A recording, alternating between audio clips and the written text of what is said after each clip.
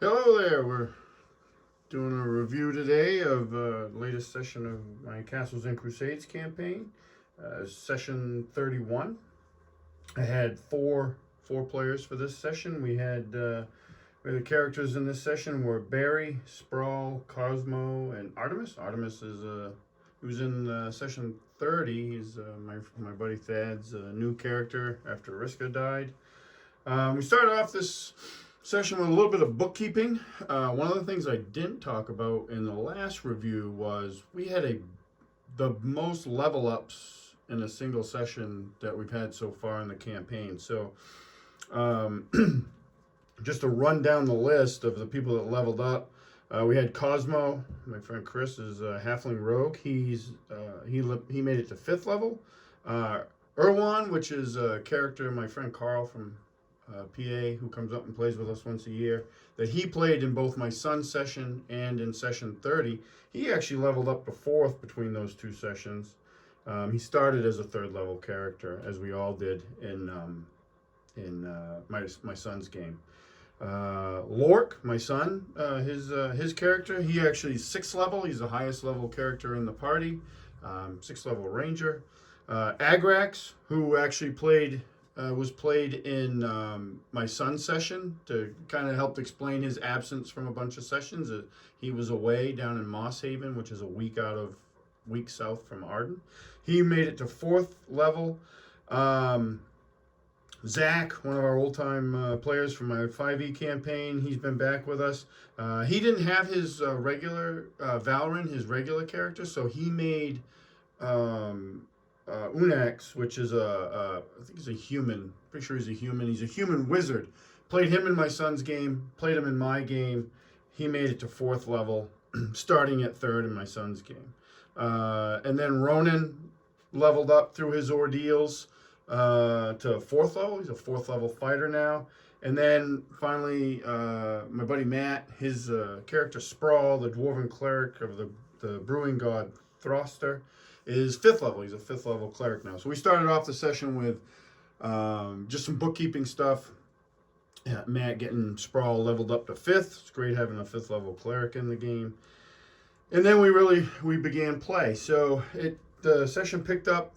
It's a few days after the liberation of Iredale Stronghold, and Spraull is mostly physically recovered from his time being a prisoner. He does have some residual cosmetic injuries, some burn marks and stuff like that on his body, and his beard's kind of all choppy and hacked up where the goblin witch Gurk had it chopped off. But he's back in action. They describe their time since the reclaiming of the stronghold. They all are doing slightly different things. Like Spraull, even in his weakened condition, was going around and trying to help the wounded as much as he could. He's brought back to health by grandmother Dodonna Earthshade, who tends after him and gets him back up to health. And they decide to they want to track down Bolg, the War-chief Bolg. And story-wise, we explain that like Lork now the chieftain Shieldman, captain. He's the leader of the Wolves of Arden. He's taken the wolves. There's a sizable part of Bolg's forces that have fled south, so he's gone after them with the wolves. Son's back at school, so he couldn't play with us in this last session, so that explains his absence. But the players we have today, they want to hunt down Bolg, and they know Bolg went north. So between Artemis, who's a ranger, and Brea, Barry's hireling, henchwoman, who is also a ranger, they're able to easily track Bolg north, and he's going north, kind of going around the Edendor Mountains where the stronghold's located, through the Thornwood Forest, and heading back. And Artemis actually knows this is kind of heading back to where he's from, and Artemis is from an area called the Jagged Hills, town of Highhold, which was they fell early to Bolg's warband on their way through, and that was Artemis's backstory, is that he was tracking the warband south, and that's how he wound up in Arden. To explain his character entering the game in the last session, the session before, session 30. So they tracked for a couple days. They know that Bolg's like at least 3 days ahead of them. So they follow this track. It is not hard to follow. He's not really making any effort to conceal his passage. He's just trying to make time. And they can tell he also has other bugbears with him. You know, parts of his band are following along. They track for a day or so, and to break up this monotony. I mean, Castles and Crusades has a great tracking system. Like the Ranger is really well done in Castles and Crusades. Probably the best version of the class I've seen in any edition of D&D or whatever. I think it's probably the best version that's been made. But to kind of break that up and make it a little more interesting along the way, and this is something I hadn't thought of until we were actually playing, they come across a dead bugbear. And the bugbear was described as, they could tell that he had a wound that started at the back of his head and came out of his face, and basically it was a sword thrust. And so that gave the party members something to think about, like why was that guy dead? They also figured out through the Rangers that the tracks led that Bolg is on his Chimera, which I can show you a close-up of that towards the end of the video. And the dead bugbear was kind of at the Chimera's side, so it's like Bolg. They figured out that Bolg killed this bugbear, but they weren't sure why. Above board, it never got revealed. The reason Bolg killed that bugbear was because he couldn't keep up anymore. He was exhausted. One of the things they discovered on the body of the dead bugbear was that the pads of its feet were all raw, because he's driving what remains of the forces with him to get out of this area, because he knows he's lost this fight. So he killed this bugbear simply because it couldn't keep up. And they continued on. Excuse me. They camped for the night, and they set up watches wisely, and they learned their lesson from the last time, where they set up watches and set up camp in enemy territory and built a fire and kind of treated it like a camping expedition, and got discovered by a group of bugbears. They did make goblins, but they did make short work of them, but they wanted to be a little bit more stealthy, so they kept that down low. There was some good role play amongst the players and their characters. Cosmo is becoming fastly known for being extremely lazy, and he also has spent primo money on the best bedroll that you can find. He likes his comfort, so he's a true halfling. They don't watches. They set watches. Nothing really happens. Although on his watch, I think, which was the first one, Artemis finds not far from their camp this set of stone stairs that go up, and they're near the base of the mountains, still in the forest, but which hug the base of the mountains here. He finds these stone stairs. He doesn't explore them, but he waits until daylight. He tells when they get ready to move. They do go up there and explore, and they basically, in a nutshell, find this small area with this standing stone in it. And this is an idea I got right out of Skyrim with the standing stones. And they discover and figure out, like through Spraull and his religious knowledge, that these standing stones were an ancient practice. They've kind of not fallen out of favor. They just fallen out of use in memory. Like people just don't use them anymore. But centuries ago, they were more commonly used. And this one is dedicated to the blood red god Cosmo, and they not sure exactly how they work, but they thought if they had a follower of Cosmo with them, that maybe he would get some sort of benefit or could activate it or something. They didn't have a follower of Cosmo with them.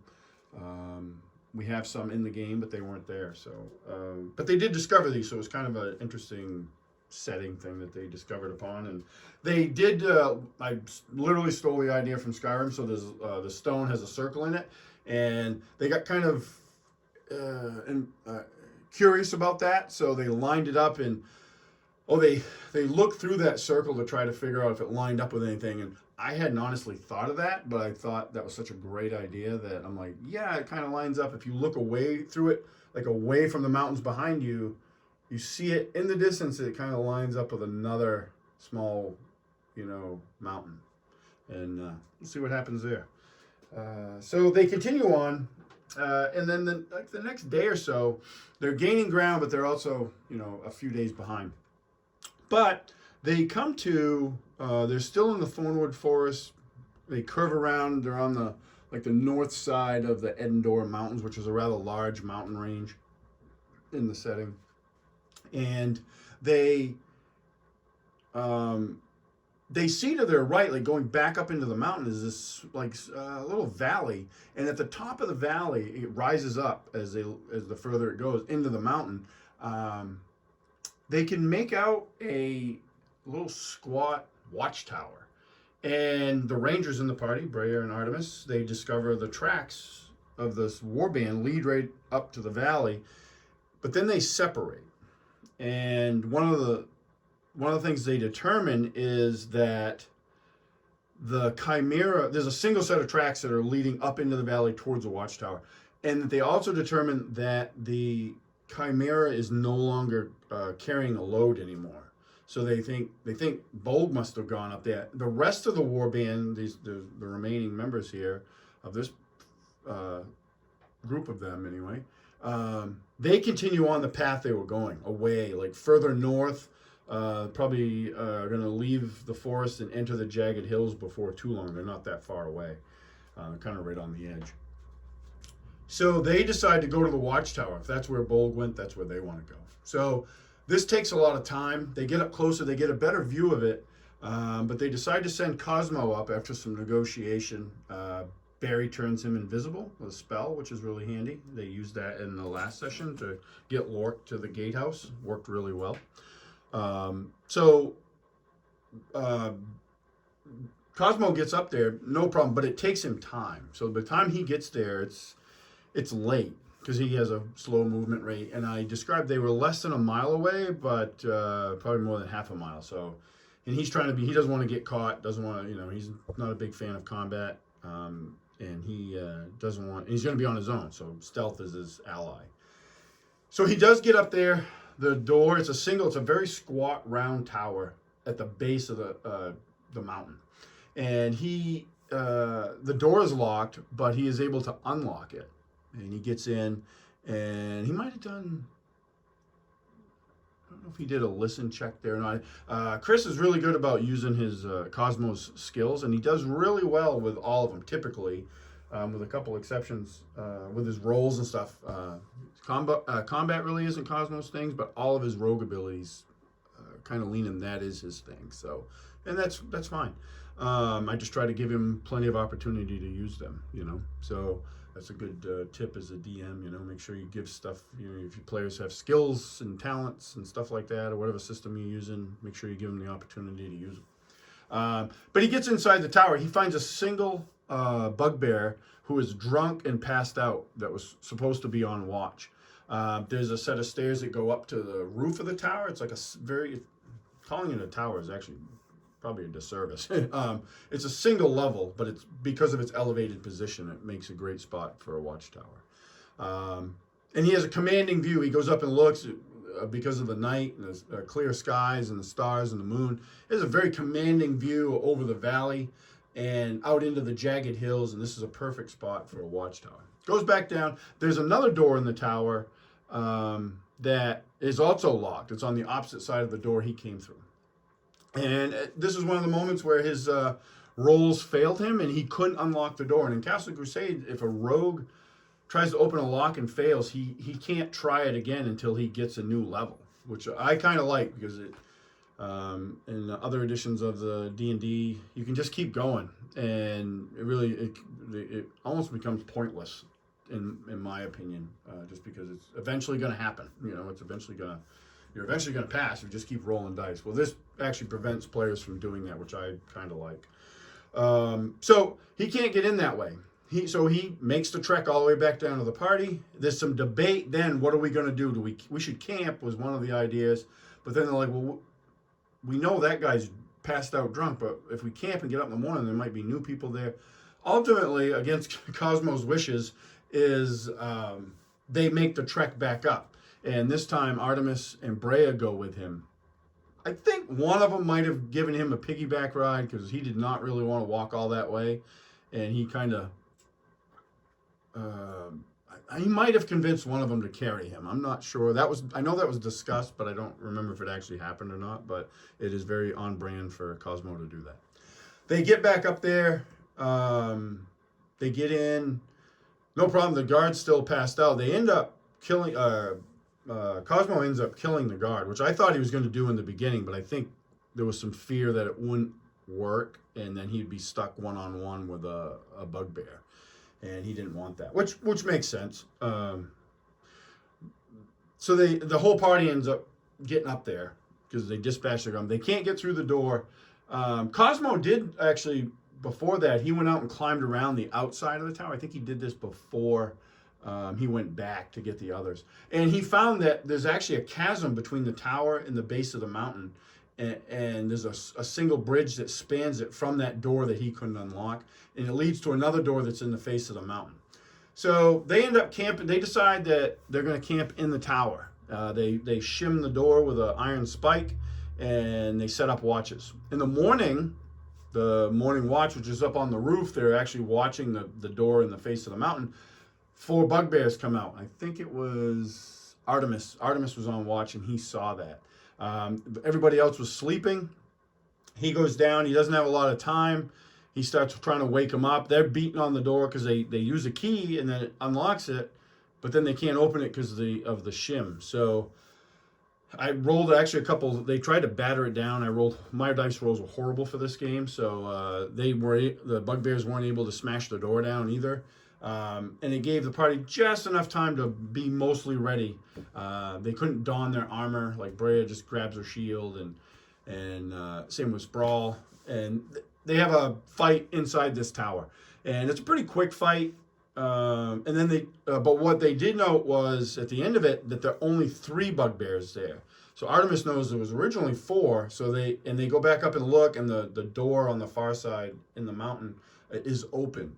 So they rightly assume that bugbear has run back to get others. So this is where we pick up with the terrain that's you can see here. They cross the bridge into the chamber, and that first chamber leads to here, this circular room. And this was all enclosed, described as being all enclosed, but I just used this piece of terrain I made for this because I wanted a spiral staircase. This whole tower system was also inspired by Skyrim. I really like the visuals of Skyrim. It's one of my favorite games. They see sleeping mats in here. They also see some ritual stuff. And there was a question or not by Spraull, if it was, and my friend Matt, who plays Spraull, if it was the same type of setup as they'd encountered with Tristana, who's the cultist of Meldeth. And it is not. It's totally different. It's dedicated to a different god, the bugbear god, and so that clears that up. They head down the spiral staircase, and when they do, they basically are met by this host of bugbears coming up to figure out what is going on in the tower.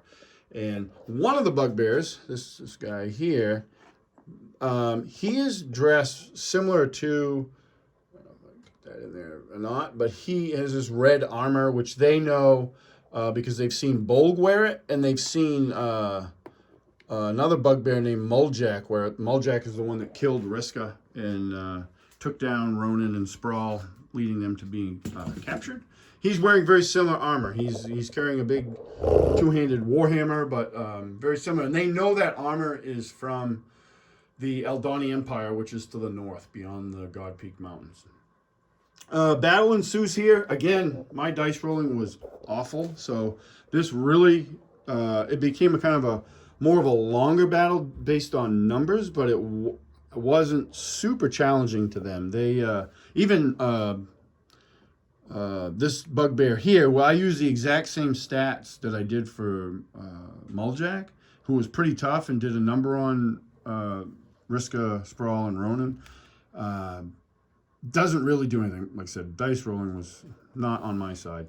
So they end up getting through here. At one point, you had one crossbow armed bugbear. He ends up shooting Barry, who then takes offense to that, focuses on him. They did have one that tried to flee back here and open these doors, but was killed before he got it done.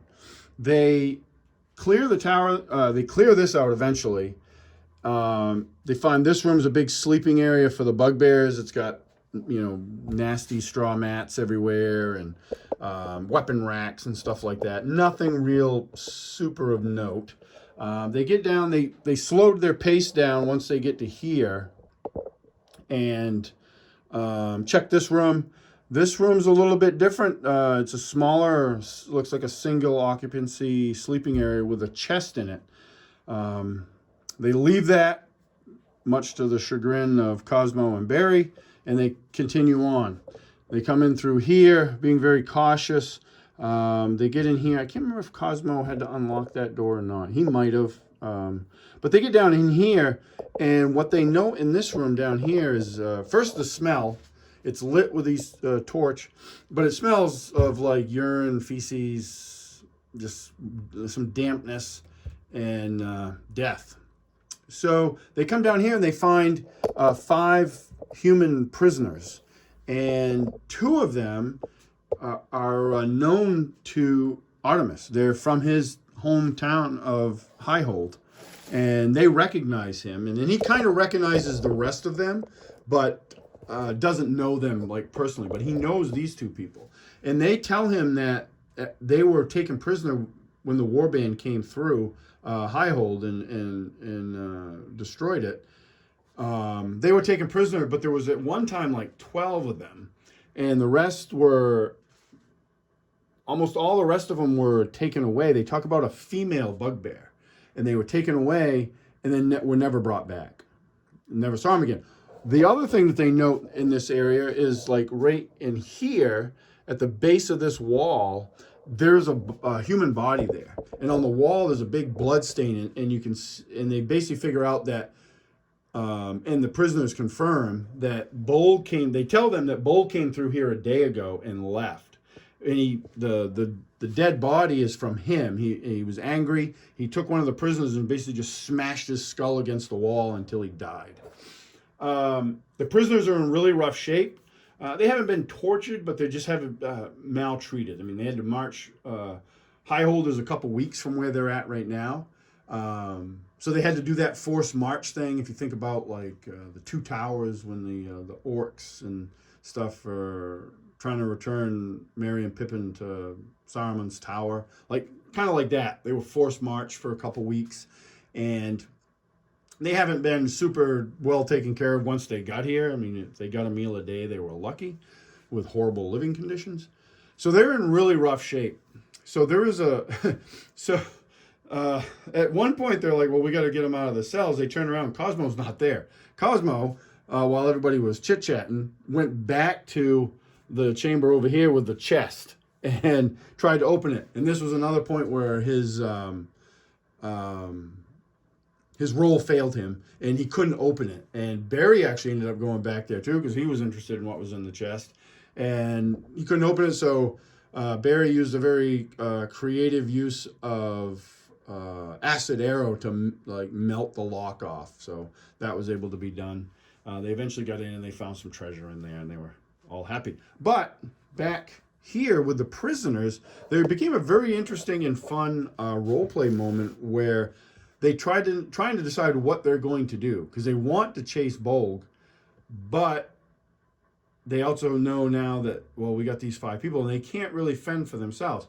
So there was some debate between the party members whether they arm them up, which they did. They got weapons and stuff, and like have them stay at the watchtower and we'll come back and get you. Or, hey, we could bring these guys back to Iredale Stronghold.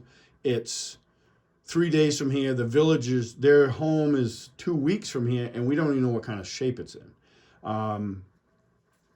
Ultimately, they do decide, and it was basically Cosmo was the one that was really driving to push on. And I have no idea if this was Chris's personal desire or just his character's desire. It doesn't really matter. It was great, and it really caused like a little bit of, not dissension, but there was some healthy debate amongst the players and their characters about, what they were going to do. And it was a really fun moment. I just basically sat back and watched. It was great. I did tell them afterwards, because they decided to bring the prisoners back to Iredale Stronghold, that if they had left them here, I would have slaughtered them.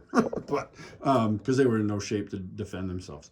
What they did also learn too, though, was the prisoners tell the party that Bolg left through a door right here, and which kind of that surprised him. And so Spraull, being a dwarf, he comes up and does his stonecraft stuff and finds a secret door, and they pull on this sconce that holds the torch, and the door slides away. And what they find beyond that is an entrance to a cavern. It's actually a tunnel. It's a very long tunnel. Dwarves actually know a lot about being underground, so they're able in Castles and Crusades to determine a lot of things, depth and direction and all that stuff. And I really tend to embellish that ability a lot, or empower that ability a lot for the dwarves. I just think it's something they naturally can do. Castles Crusades, they don't have a distinction like in other versions of game. There's no like hill dwarves or mountain dwarves or all that stuff. It's just you're a dwarf, and you have stonecraft. So he knows that this passage is going deeper underground, and it's going deeper underneath the mountain. So they decide before they are going to return the prisoners, they do want to follow that for a little bit. And I had it described out as they follow it for quite a ways, and then it opens up into a damp cavern and they come out on a raised area overlooking this cavern, and there's two other tunnels below them. And they're debating on what to do still. I don't think at this point they'd fully made the decision to return the prisoners. I think that might have still been in debate. But they wanted to see what was down here first a little bit. And they're realizing this is a much deeper thing than, and if Bolg went this way, which, while they're debating on what to do next, Brea goes down and she checks the tunnels and finds old wet footprints leading into the tunnel to the right. And she comes back and says, hey, one of them went that way.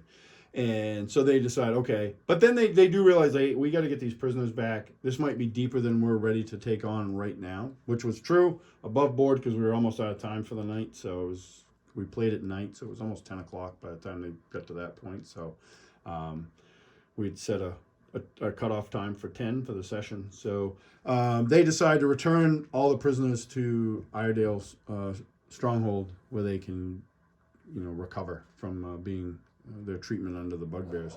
And then I think the plan is for the next session is come back and see why did Bolg go this way? And they were like, well, this must come out somewhere else in the mountain. And, that's a reasonable assumption. So, so that was the session. Went pretty well. I thought it was a good session. On my end, I was disappointed that my dice rolling wasn't better. That's nothing you can really control, but I would have liked this combat.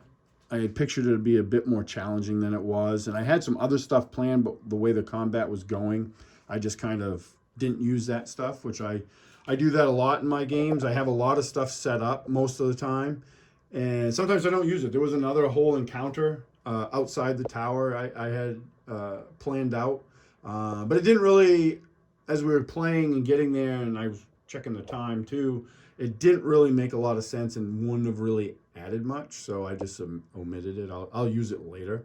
But this actually does, through this and the discovery of the tunnel under the caverns, is opening up some other stuff that I have recently been thinking about and wanted to somehow get into the game. And some of that actually came about while we were playing, how I can make those connections and get the party to, if they want to, they can go and investigate this tunnel and maybe find out about this stuff that I've been thinking about. I don't railroad them into that. If they decide the next session to go off and spend more time trying to hunt down Tristana and her cultists, we'll do that. I'm fine with that. I actually have to put up a post to the group to see what they want to do next. But that's how I'm not married to any of my ideas. So if they want to go in a different direction the next session, we can definitely do that. But that was the session. Terrain was mostly Dwarven Forge. It's up on the terrain trays, which I've come to really enjoy. I got some plans, hopefully, to make some bigger ones. I have some bigger ones made so I can make some bigger set pieces than this. Miniatures, you guys have seen those before. Same ones, 3D prints and Reaper miniatures, Cyborg miniatures. This stuff here is just more Dwarven Forge stuff. This thing here I made out of foam. It was a couple days of cutting foam. That's a plan I got from Black Magic Craft. Really kind of a neat piece. Second time I've got to use it. I'd like to try to figure out how to make a smaller one with a smaller diameter, but same width of stairs. I don't know if that's possible. I'm not really great at that stuff, but that was a really cool piece, and it came in handy for this. I really like the spiral staircase. I brought this out to show the guys the Chimera because some of my players, I don't know if they saw it. So this is a 3D print that I painted up. And this is actually one of two versions of this miniature I have. This is the mounted version, so there's a mounted Bolg that goes on this. I just haven't finished painting him. I did paint up this same exact miniature for my buddy Carl, and an unmounted version of Bolg as well. He wanted the bugbears for his collection, so I got to finish up painting the mounted version of Bolg. I've painted the unmounted version, but that's what I got left for that. But yeah, that's the terrain. Those guys were all Reaper miniatures, Bones miniatures.